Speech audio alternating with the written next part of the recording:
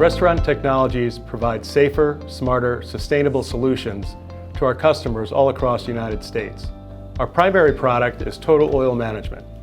This is where we automate the handling of cooking oil for our restaurants. When they need cooking oil, we deliver it, and then we also take away the used cooking oil at the same time. Then we take that used cooking oil and we sell it to renewable and biodiesel companies, with our primary customer being Renewable Energy Group. As a matter of fact, we've converted over 300 million pounds of used cooking oil into biodiesel or green diesel with REG in 2021 alone. Renewable Energy Group is a new business unit within Chevron that started well over 20 years ago. They've been leader in the biodiesel business and renewable fuels business. RTI and REG have been partners for well over 10 years. We are really excited about the partnership with REG at our Des Moines depot.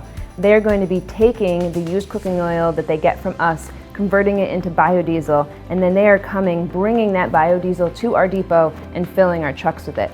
The real advantage here is that RTI is partnering with us to provide a renewable fuel today that can be dropped into existing engines and transportation equipment and immediately reduce the CO2 footprint that we have together.